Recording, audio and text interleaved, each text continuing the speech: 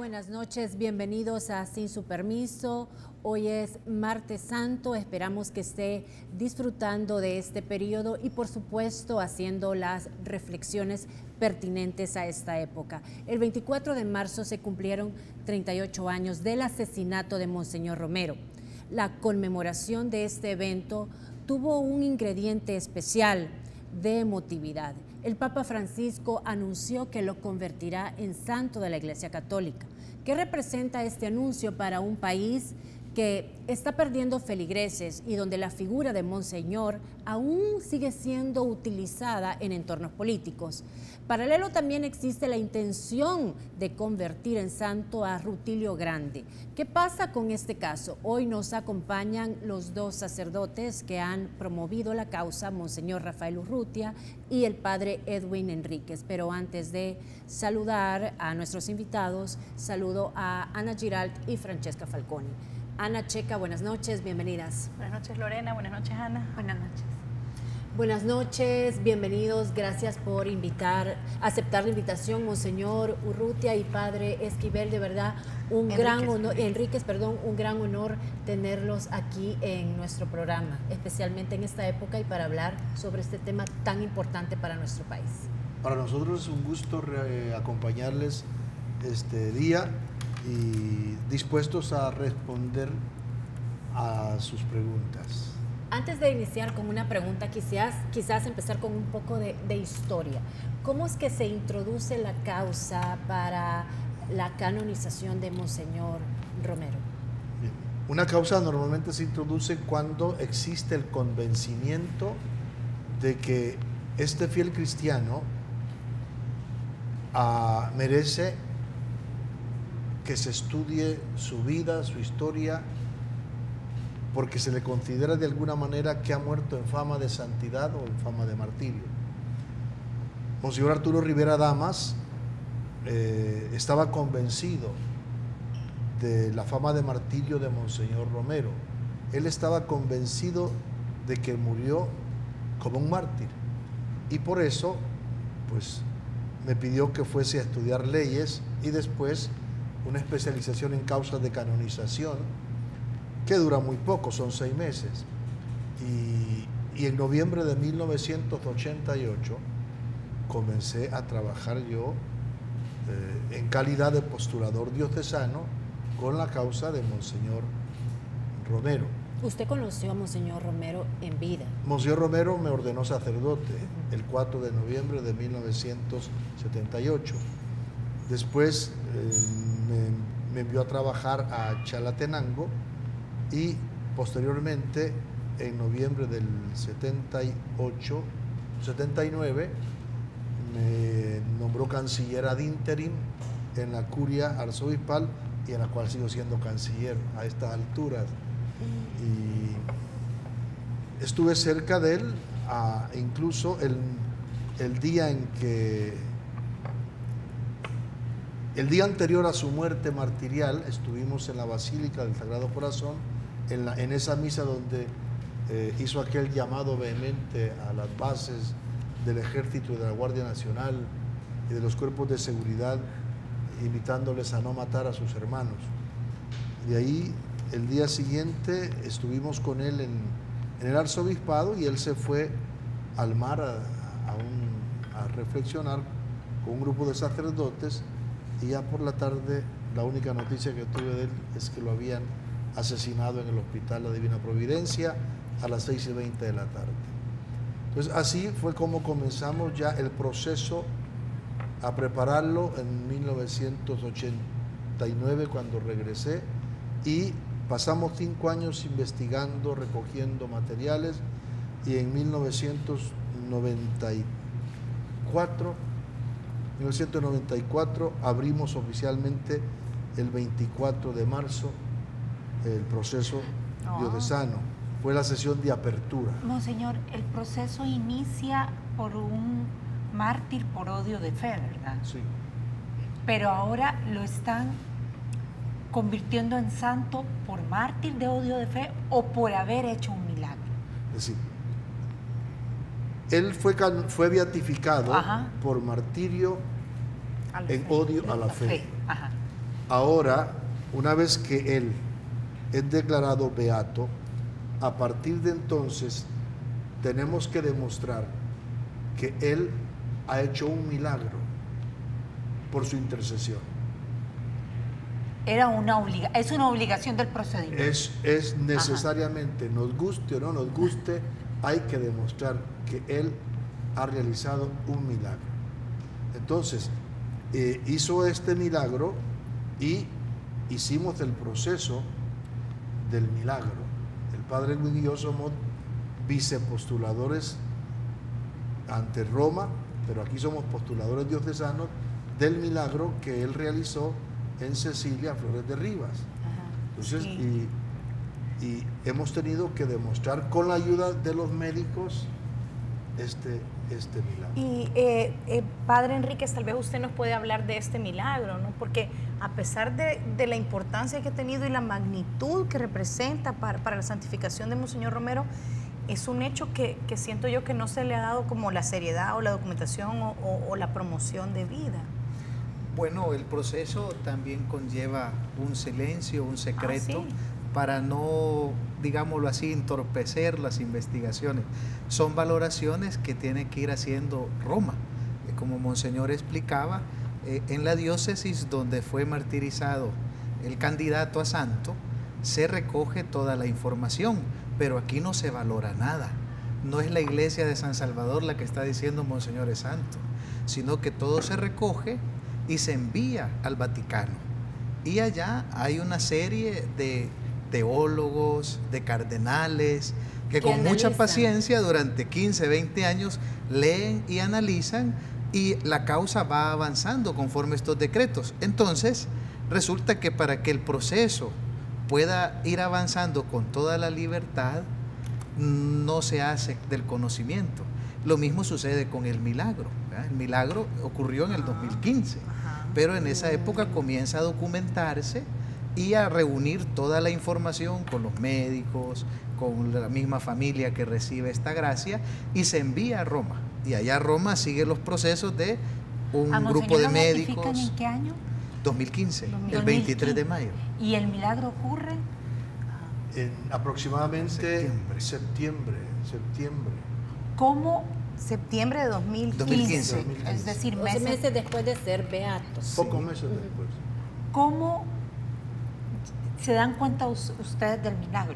Es decir, ¿y en qué consiste? Y sí, es importante explicar el milagro, porque lo que se tiene hasta el momento pues es una información bien vaga, o lo que se ha recolectado a nivel de medios de comunicación. Bueno, ya desde la beatificación se mandan a hacer estampas donde está la oración y se distribuyen, me parece que fueron unas 200,000, se distribuyen para que todo el mundo tenga una estampita y rece. Ahí va la indicación de qué oración rezar, en qué momento pedir el milagro, y cómo, pues, si alguien recibe una gracia, tiene que abocarse a la oficina de canonizaciones del arzobispado.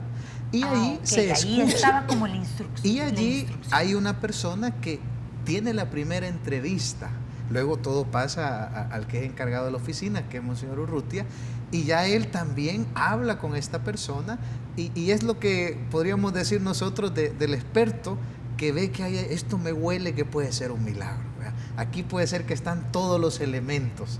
Platiquemos un poquito más. ¿Por qué? Porque habían llegado otros casos que tal vez no tenían ese como olorcito a milagro, Monseñor. Es que cuando nosotros en octubre de 2015 fuimos a Roma para agradecer al Papa la beatificación, nosotros llevamos 3 milagros. Ah, sí. Pero posteriormente nos dijeron que no aplicaban como ¿Por qué? tales.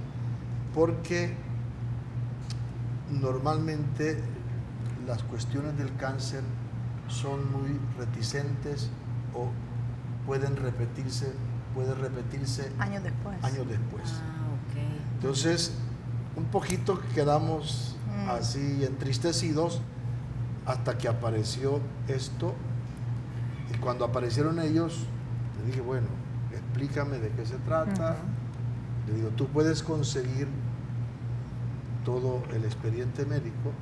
No, sí. ¿Pero quién llegó? Llegó el esposo. Llegó el esposo Cecilia, y la esposa, ella con su esposo. Entonces nos consiguieron un expediente médico de 987 páginas. Qué increíble. Ah, sí. Entonces, yo quise leer, Son abogados. yo quise leer aquello Con calma. y dije, estos son garabatos para mí. Entonces conseguí 2 médicos que nos hicieran el favor de traducir eso en lenguaje vernáculo, ¿no? Entonces nos tradujeron todo a español. Entonces ya lo leímos. Ahí empecé a entender un poco que había cosas que era posible. Le pedí a otros 2 médicos por separados que lo leyeran y me dieran su opinión. Y los 2, sin haber hablado entre ellos, coincidieron en que ahí había un milagro. ¿En qué Algo sobrenatural. consistió? No, tengo que ir a una pausa comercial y esta quizás es la parte más importante, así que vamos a un corte y regresamos ya con la explicación específica del milagro.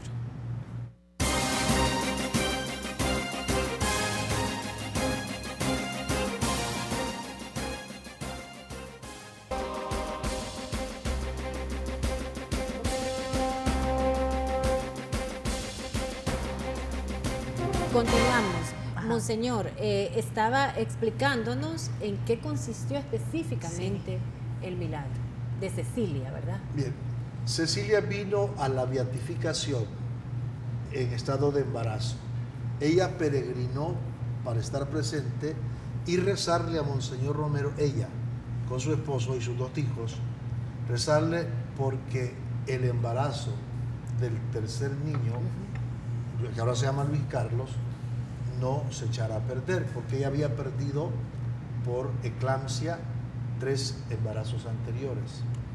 Entonces ella vino a rezar por esto y todo fue bastante bien y planificó que este niño naciera el 3 de septiembre porque el 2 cumplía años su hija Rebeca y quería estar con su hija en su cumpleaños y así que Luis Carlos naciera el 3 de septiembre. Pero como a finales de agosto, el 20 de agosto, ella empezó a manifestar síntomas de inflamación y síntomas de presión arterial alta de nuevo, de modo que fue al hospital, le dijeron que tenía que... Al Seguro Social. Sí, a la 1 de mayo. Ajá. Que tenía que nacer ese niño, le dijeron los médicos. Ella se resistió porque quería que fuera el 3 de septiembre, pero llegó un momento en que no hubo otra alternativa más que ella se sometiera a una cesárea. Entonces nació el niño y ella entró en momentos difíciles de su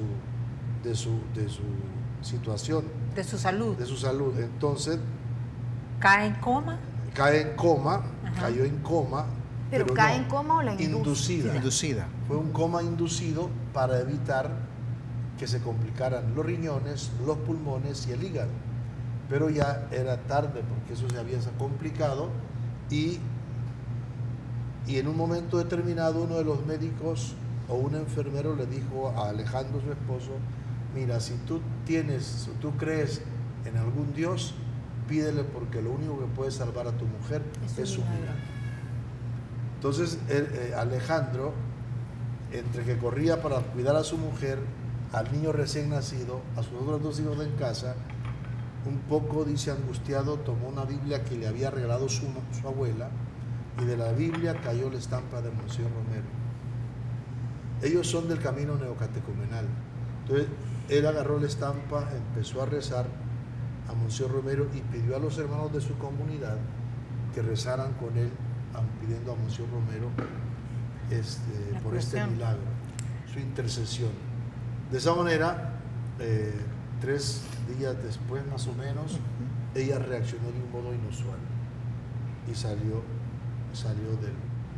del coma y pocos días después iba a su casa. ¿Los médicos qué dijeron de eso? Los médicos, cuando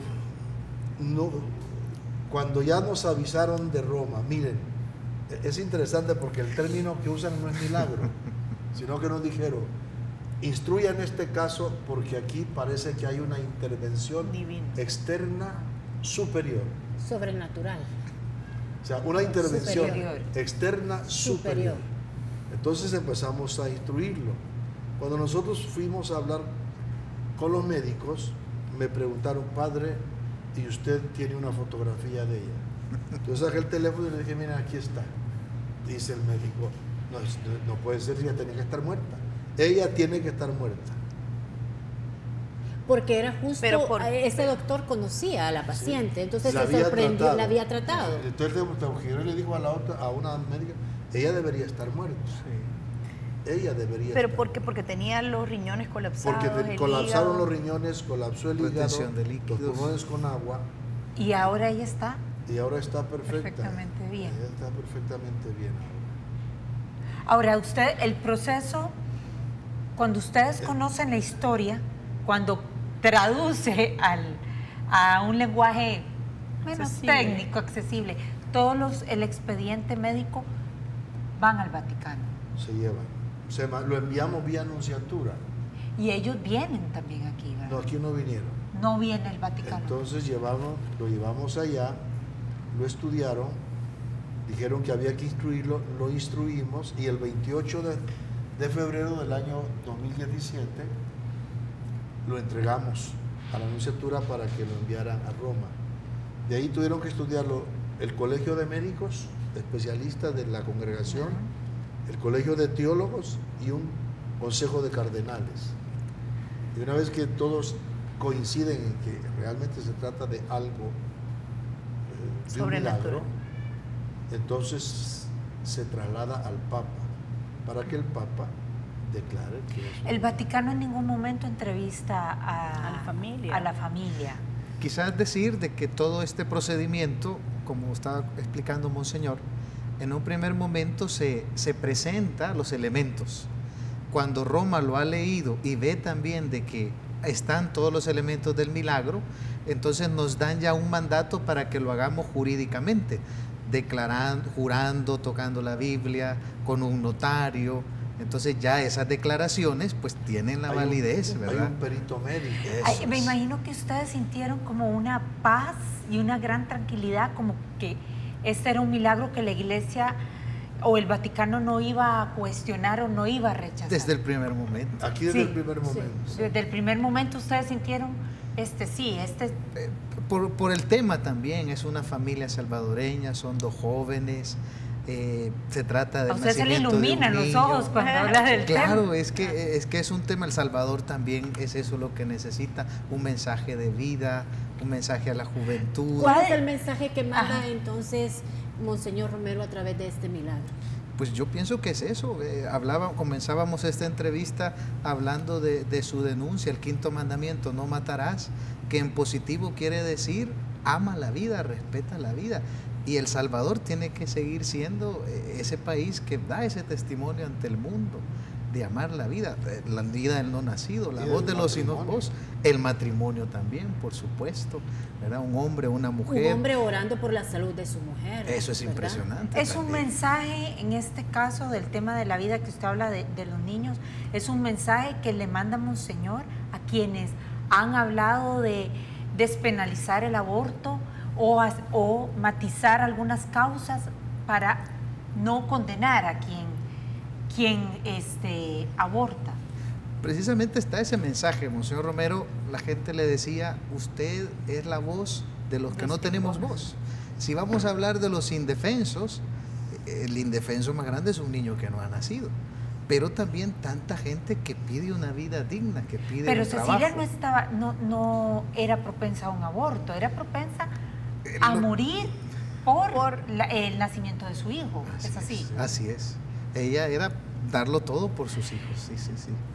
Padre Edwin, usted cuando habla de los mensajes, y ya me queda claro el mensaje del respeto a la vida, ¿usted cree que la ciudadanía entiende los mensajes que todo este tema de Monseñor, su beatificación, su canonización, representan para El Salvador?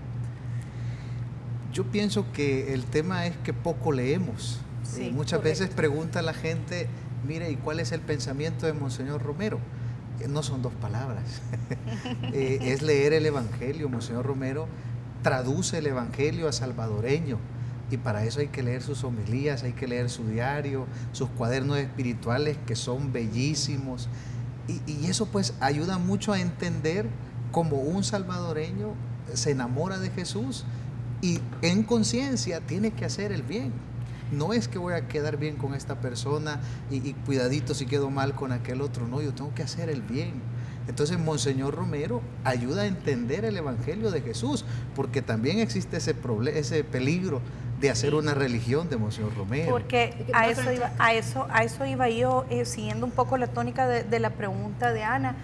Hay como se puede percibir cierta, digamos, división en la sociedad, porque muchas veces, digamos, el gobierno de izquierda ha intentado instrumentalizar la figura de Monseñor Romero. Entonces, esto puede causar división, esto puede restarle a toda su obra, si no lee, por supuesto, como dice usted. No sé qué piensan de... Sí, mire, yo considero que Monseñor Romero nos pertenece a todos los salvadoreños, indistintamente seamos de derecha, seamos de izquierda o seamos del centro.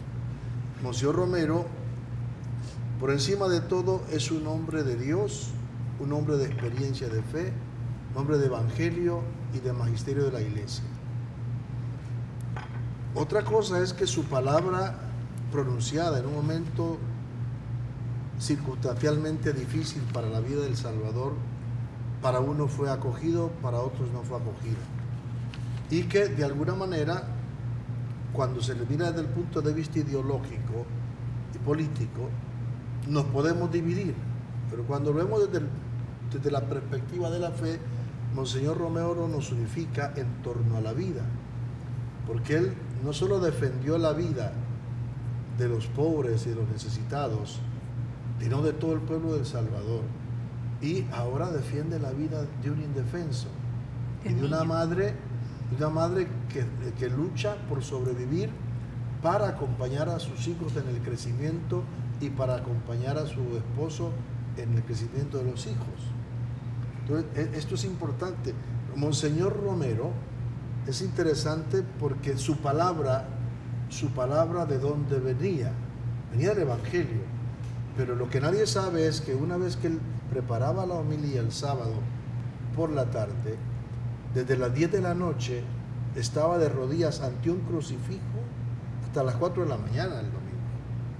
6 horas de rodillas ante el crucifijo, meditando la palabra de Dios que iba a predicar el domingo en la catedral o en la basílica o en el rosario. No es que era así nomás que él empezaba a hablar. Él había estado de rodillas durante 6 horas ante un crucifijo. En una meditación profunda. ¿Qué papel juega el Papa Francisco? Importantísimo. Un sacerdote del Salvador cuenta que en el año 2007 fue a Brasil, una reunión que es del CELAM, ahí se reúnen obispos de todo el continente americano, y se encontró al entonces cardenal Jorge Mario Bergoglio, 2007, Papa Juan Pablo II lo había hecho cardenal desde el 2001, y le preguntó, ¿usted conoce a Monseñor Romero? Y le dijo el cardenal Jorge Mario Bergoglio, el ahora Papa Francisco, sí lo conozco y para mí es un mártir y si yo llegara a ser papa lo canonizo. Por la vía del martirio. Por la vía del martirio. En el 2013, que fue elegido en marzo, rápidamente en el mes de abril nosotros escuchamos una noticia, la causa de Monseñor Romero es desbloqueada. Nosotros aquí en El Salvador nos sorprendimos porque ¿cómo? Y que estaba bloqueada, que había gente que se oponía a este caso.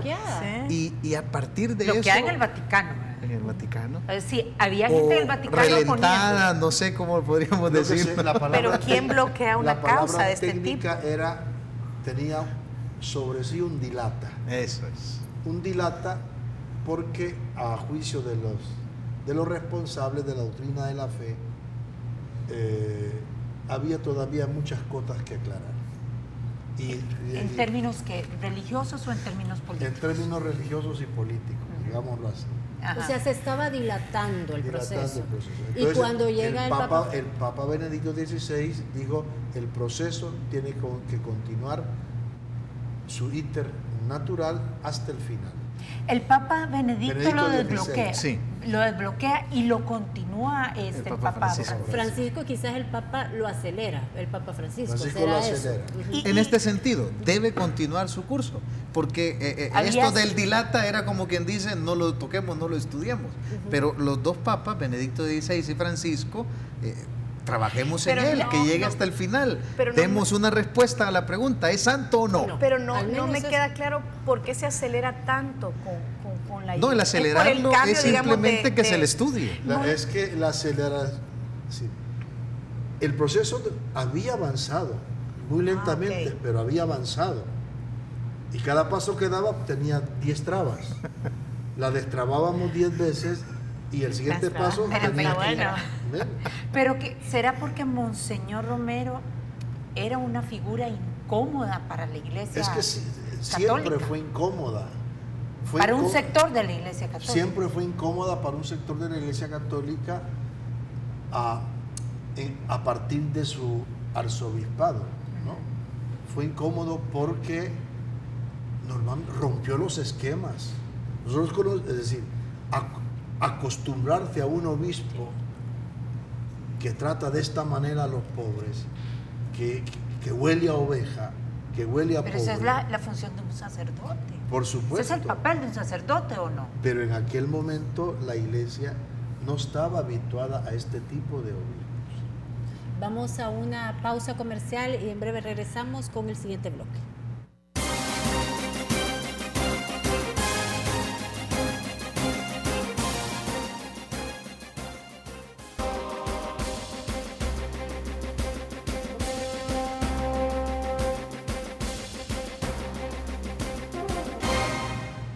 Iniciamos, vamos con Ana, que tenía una pregunta. Padre Edwin, usted dijo en el bloque pasado algo que me llamó la atención.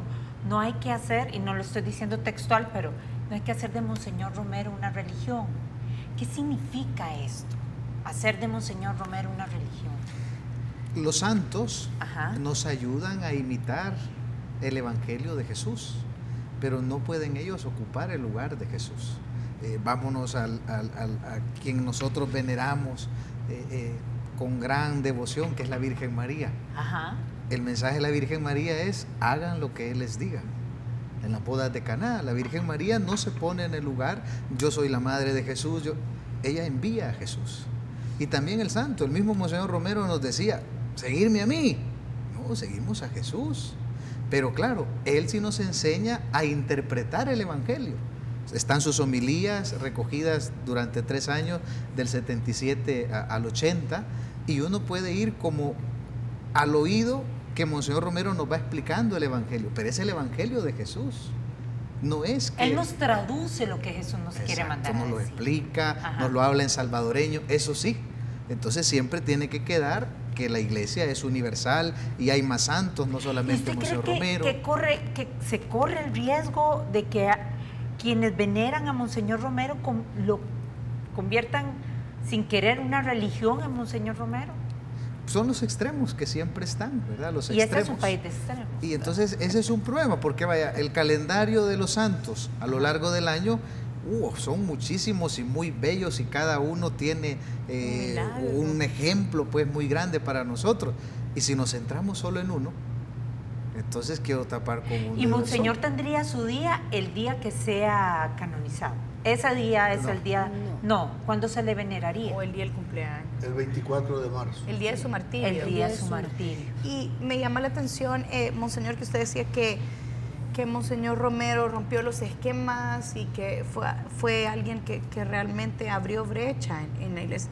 Pero también estaba el padre Rutilio Grande, que era como un gran, no quisiera decir maestro, pero era una figura que él apreciaba mucho. No sé qué pasa con esta causa también. El padre Rutilio Grande fue quien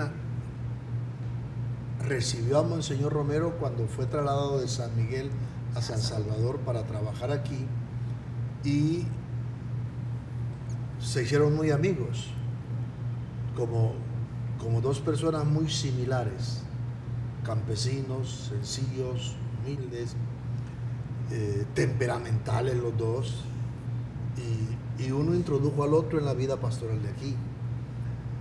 Cuando hacen arzobispo a Romero, Rutilio dice, miren, démosle tiempo, démosle espacio, conozcámoslo.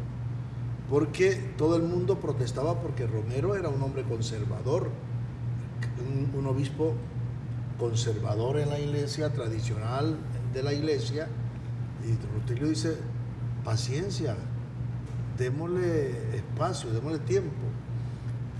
Toma posesión Romero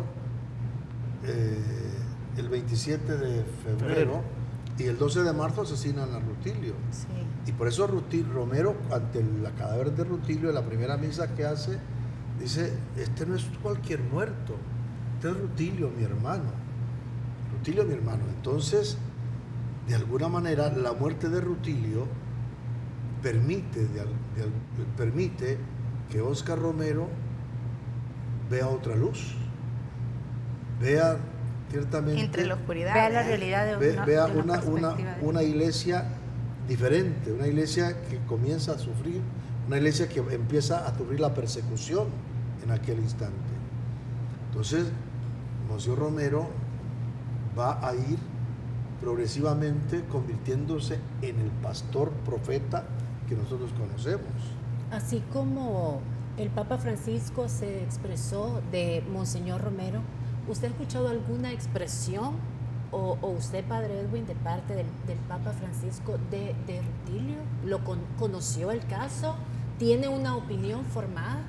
Ahora estaba trabajando en la carta que el padre Jorge Bergoglio le envió con ocasión del asesinato de Rutilio Grande al padre César Jerez, que era el provincial de los jesuitas, dándole su pésame por la muerte de Rutilio. Y el Papa, la causa de Rutilio es una causa que personalmente el Papa ha querido. Si le hemos trabajado, por supuesto que nosotros la queremos. Que se apuren, la está diciendo. A mí Rutilio me recibió en el seminario. ¿Qué le dijo el Papa en ese entonces a los jesuitas? Él solo les expresó su pésame. Y eso es lo que tenemos, eso es lo que hemos visto, ¿no? Pero cuando fuimos a Roma, dijo, apúrate que la causa de Rutilio urge. ¿Y cómo va la causa de Rutilio? Nosotros, en secretismo. el proceso diocesano, lo terminamos y está en Roma. Ahora se está trabajando lo que se llama la posicio. La posicio es como una tesis doctoral en la que nosotros tenemos que demostrar por qué Rutilio es mártir. También un mártir por odio a la fe. Pero no abre ya una brecha todo el caso de Monseñor Romero para agilizar este proceso. Por supuesto que la brecha está abierta. Ya no le van a poner el dilata. No, ya por supuesto que no. No, bueno, con esa expresión del Papa Francisco, diciéndole, apúrate, que urge, quiere decir que él realmente, siempre y cuando llenen los requisitos que el Vaticano establece, requisitos de ley. Es que eso nos lo acaban de decir a nosotros dos. Ajá. El Papa la quiere, pero no les va a regalar nada. Claro. Bueno, es que así tiene que ser. ¿Qué tan significativo es que Monseñor Romero sea canonizado al lado de Pablo VI? Pues, es una cosa muy buena. ¿Es una afortunada coincidencia o hay un mensaje atrás de eso? Y los dos milagros sobre un niño. Está bien sobre el nacimiento de un niño. Pues Giovanni Battista Montini fue profesor de Monseñor Romero en Roma. Eran amigos, se conocían. Después también ya como papa, él fue el papa que le entendió, ¿verdad? Monseñor Romero. Era la adoración de Monseñor Romero. Y era su adoración. Y en eso él encontró un gran apoyo, ¿verdad? Monseñor Romero lo fue a buscar en el 78, ¿verdad? Antes de que falleciera el Papa Pablo VI, y el Papa le dijo, usted es el obispo de esa diócesis, yo estoy con usted, ¿verdad? Usted dirija a ese rebaño. Entonces, esa confirmación de estar en comunión, porque hay que decirlo, que eso era algo que le preocupaba mucho a Monseñor Romero. ¿Qué? El estar en comunión con el Papa. O sea, no es como quien dice, yo hago las cosas a como salgan. No, yo hago las cosas como las hace Pedro, como las hace la iglesia. Ese espíritu de comunión, ¿verdad? De ver al Papa, de hablar con él, de tratar temas, de aclarar cosas, ¿verdad? Eso es algo a rescatar mucho, porque todos con Pedro, porque donde está Pedro está la iglesia. Si algo en el mundo entero hace de la iglesia católica un solo cuerpo, es el Papa. De lo contrario, cada iglesia sería como una iglesia protestante. Y esta pues. misma relación con el Papa Sexto, ¿la llega a tener Monseñor Romero con el Papa Juan Pablo II? Al final de la vida del Papa Juan Pablo II. Pero el Papa Juan Pablo II, su vida fue mucho más larga que la de Monseñor. Y es decir, si Monseñor, casi a los principios del conflicto, llega donde el Papa Sexto, Sí. y en pocas palabras lo empodera, lo respalda, pasa lo mismo con Juan Pablo II cuando ya el conflicto estaba en su apogeo. Sí. Monseñor Romero participa de Puebla, que es una conferencia, reunión de los obispos en México, en el 78, cuando está recién elegido Juan Pablo II, en el 79, perdón, cuando está recién elegido Juan Pablo II, y él tiene también ese deseo de hablar con el Papa, porque quiere también explicarle las cosas. Porque hay que decir también eso, Monseñor, que Monseñor Romero también fue mal informado, o sea, había mucha gente que escribía cosas, algunos medios de comunicación, o directamente a Roma. Entonces él tenía ese deseo de aclarar las cosas, ¿verdad? Y porque la mentira hace mucho daño. Y claro, una mentira repetida 1000 veces se convierte en una verdad. Entonces Monseñor Romero tenía ese deseo. Y claro, va una vez a buscar a Juan Pablo II y no se le concede la audiencia. Al ser obispo dice, bueno, mañana lo busco y le pido que quiero hablar. Y al final tuvo esa oportunidad de hablar con él, de escucharse. Eso es un tema muy interesante, porque no es que Monseñor Romero piense, el Papa ya que vea lo que piensa a mí, no, él quiere aclararle. ¿Y habrá entendido el Juan 2000, Pablo? El Papa lo entendió porque para el Tarde. jubileo del año 2000... ¿Tarde lo entendió, Monseñor? Sí. Al jubileo del año 2000, cuando vio que en la lista de los nuevos mártires no aparecía Romero, entonces pidió un lapicero prestado y escribió entre los nuevos mártires Monseñor Romero. Y por eso entró en la lista de los nuevos mártires. Y a partir de ahí el Papa Juan Pablo II dijo, Óscar Romero es mártir y es nuestro. Vamos a ir a la última pausa comercial. Ya regresamos con el cuarto bloque de la entrevista.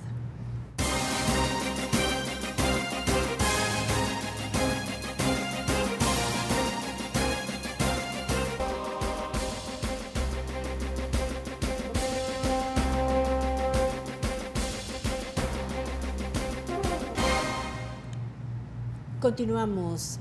Monseñor Urrutia, el Papa Juan Pablo II vino 2 veces a nuestro país. En esas 2 ocasiones, me imagino, hubo gestos hacia la figura de Monseñor Romero.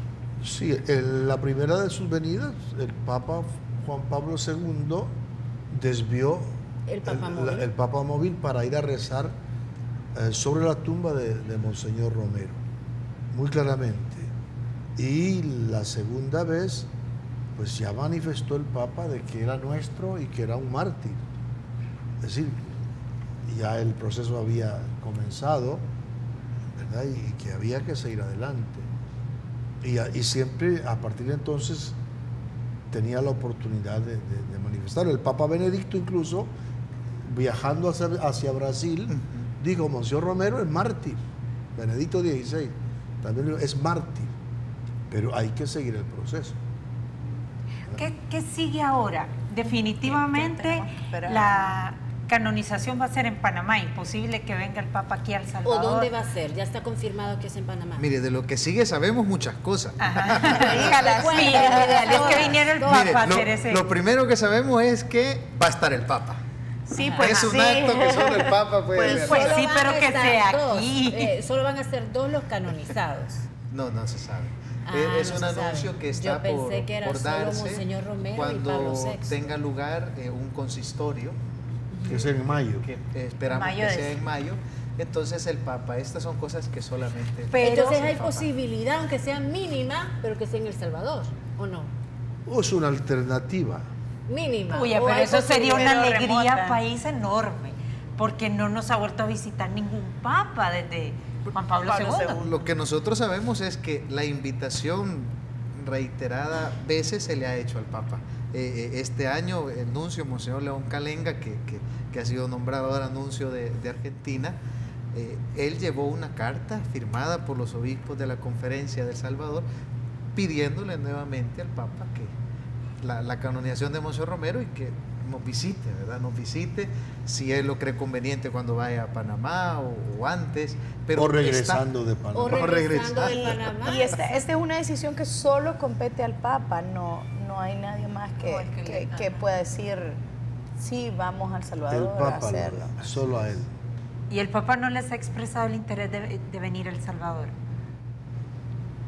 Pues yo creo que ¿por qué se ríe, motivos padre? para venir. Porque No, yo pero quiero que venga. les digo, ustedes que han tenido la oportunidad de hablar con él, de decirle sí, está dentro de mis países a visitar, o no está dentro de las prioridades de las visitas que él realiza a Latinoamérica. Lo que sucede es que no llegamos hasta ese tipo nosotros de detalle. información, pero por ejemplo, el 6 de marzo que conocimos la noticia de la aprobación del milagro, el 7, un Twitter, ¿verdad?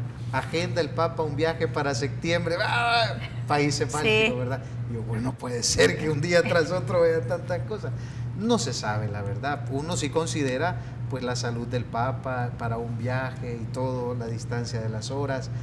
Pero va bueno, a ir a Panamá. La iglesia, la comunidad de la iglesia salvadoreña no podría ser como un movimiento o un llamado.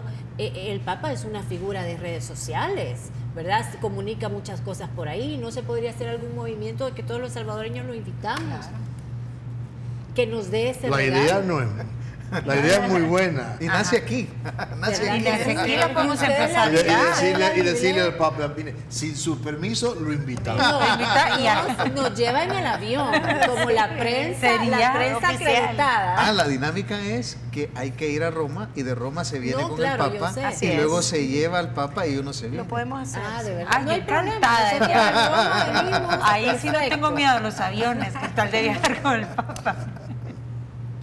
Entonces, durante ese evento, ¿qué es lo que va a pasar? Independientemente sea en El Salvador, en Panamá, si nos pudiesen o en Roma, si nos pudiesen describir ese evento. ¿O qué es lo que falta, digamos, antes de este evento? Lo ¿qué que más? hace falta es que en el consistorio el Papa determine dónde va a ser la canonización, o un delegado suyo viene y nos lo dice, va a ser en tal parte la canonización, porque la canonización solo la hace el Papa. Entonces, él tendrá que indicar a dónde va a ser. Y el consistorio es en mayo. Es en mayo. ¿Qué fecha de mayo? Esperamos que sea en mayo. No se ha anunciado todavía. Pero Tal vez el Día de la Virgen. Puede ser la primera, en la Sí. primera Ajá. quincena. La primera quincena de mayo. Cuéntenos entonces cómo va a ser ese evento, independientemente de donde sea. De igual manera, es una misa, y dentro de la misa, después del Gloria, hay una lectura del decreto, y el Papa hace una oración y lo declara santo. La declaración de santo, si bien es un decreto, pero es inscribir ese nombre en el catálogo de los santos. O sea, esa es como la solemnidad de que entra en el catálogo de los ¿Cuántos santos. santos hay en Centroamérica? Muchísimos. Bueno, hay Santos bastantes, centroamericanos. pero No, desde San El Martín de Salvador. Porres. No, Pero en entonces en del Salvador. Santiago. En Centroamérica. Sí. Está el Centroamérica, hermano Pedro de Betancur, Guatemala. Ajá. Y luego Beatos, me parece. Entonces sí, es digamos como que el Sí. segundo santo Sería quizás en segundo. Centroamérica. Sí. ¿Ustedes creen que con la canonización de Monseñor Romero la Iglesia Católica vuelve a recuperar su poder dentro de la sociedad salvadoreña? Porque es una realidad que se han ido feligreses y que se han pasado a otras religiones. Sí. Es decir, esa es una verdad que la venimos viviendo desde el conflicto armado. El conflicto armado permitió que muchos se fueran por convicción, por miedo, otros a otras religiones. Y está bien, es decir, se dio así. Después, por lo que sea, hay muchas razones, muchas causas, pero yo creo que esto nos permitirá a nosotros dar testimonio de que el cristianismo a través de la Iglesia Católica es posible vivirse de una manera comprometida con el Evangelio. Es que para mí lo más hermoso de Monseñor Romero es la pasión por el Evangelio, la pasión por Jesucristo y la pasión por los pobres y los necesitados desde la perspectiva de la fe, desde la perspectiva de la fe, no de otra manera, ¿no? Porque servir a los pobres se hace de muchas maneras, por filantropía, se hace por ideología, y se hace, pero aquí se hace un servicio a los pobres y se les ama a partir de la fe, ¿no? A partir de la fe se les ama, ¿no? Y Monseñor Romero paulatinamente fue llegando hasta aquí, porque Monseñor Romero siempre quiso a los pobres. Cuando uno lee los escritos de Monseñor Romero y escucha lo que él hacía en San Miguel por los pobres, es una labor extraordinaria y era un servicio muy humanitario a los pobres desde la fe. Cuando llega a San Salvador, hace un servicio arriesgando la propia vida, claro, y la pone al servicio de los pobres. Padre Edwin, para finalizar un mensaje, ya nos quedan casi que 30 segundos. Pues precisamente buscamos una manera de anunciar el Evangelio hoy en día y es esto, un testimonio de vida, estar dispuestos a dar mi vida por Jesús. El Monseñor Romero decía, la gracia del martirio, pues no creo merecerla, pero si Dios me encuentra digno, Él estará conmigo. Pero más hermoso que entregar la vida en un auto heroico es el entregarla cada día. Y ese entregarla es lo que decía Monseñor Urrutia, es esa pasión, hacer las cosas no por compromiso, sino porque yo estoy convencido de esto. Yo estoy convencido que el amor vence al odio, que la vida vence a la muerte. Y ese es el camino para que construyamos El Salvador en paz, para que vivamos felices como una familia. Bueno, muchas gracias, Padre Edwin, Monseñor Urrutia. De verdad que ha sido un gusto poder compartir con ustedes esta noche y además felicitarlos y agradecerles por todo el trabajo que ustedes hicieron para lograr esta canonización, porque mucho del logro es gracias al trabajo de ustedes. De todos. Gracias a Dios. Muchas gracias. Ana Checa, buenas noches. Buenas noches, Lorena. Buenas noches. Muchas gracias por su sintonía. Por supuesto, siempre los esperamos aquí por Canal 33, viernes 9, 9 y cuarto. Que descansen.